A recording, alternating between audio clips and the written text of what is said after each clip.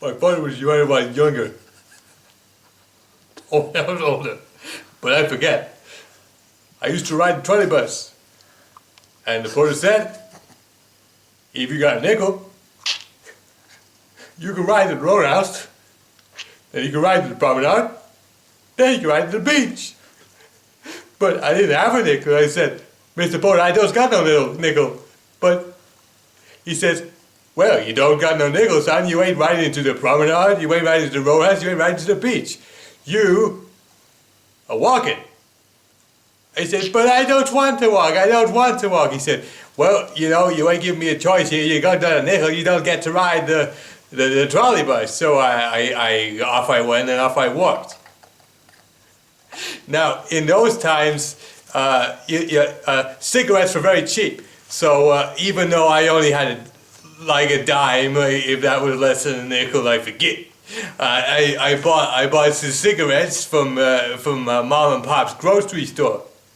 And I smoked them. I smoked the whole pack. I smoked the whole pack on the walk home because it took 2 hours to walk from 2 miles from the promenade to my home, and it was exhausting, especially because my lungs were full of tar. I was coughing. I was spitting.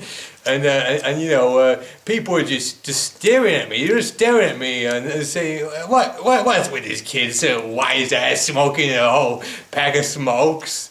And you know, they were just no help to me at all.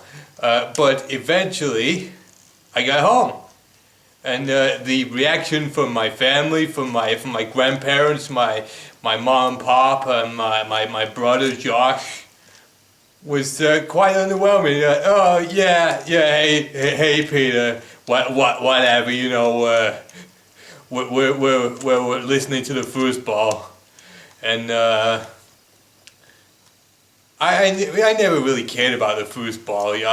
All I wanted was all I wanted was an electric guitar. I wanted to be like Buddy Holly, but my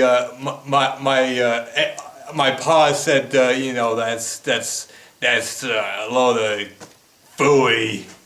It's not the direction that you should be going in. You should be studying to be a pharmacist or something that can give to society rather than somebody that just sort of jumps and poses and you know, makes a few twangy sounds with a fancy electric guitar. But I said, you know, I have dreams, and you know, I want to make music.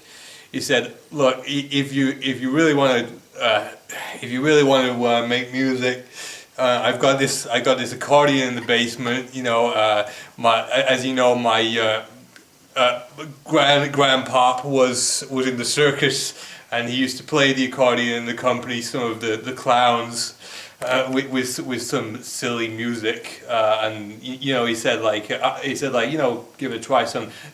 I wasn't bitten by the bug, but maybe you'd be. Maybe at least it will shut you up for a couple of hours. So go on.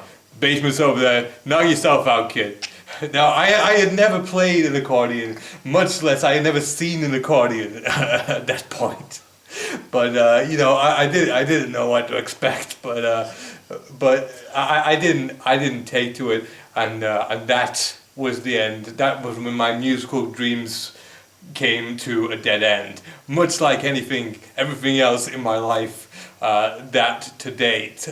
Anyway, the next day I was in school, and it was hockey practice, and you know, we certainly didn't have any of the comforts that the kids have today. You know, we didn't have no helmets, no pads. We didn't even have no nets for the goalie. Anyway, I never went to hockey practice that day because I got sick. I had polio.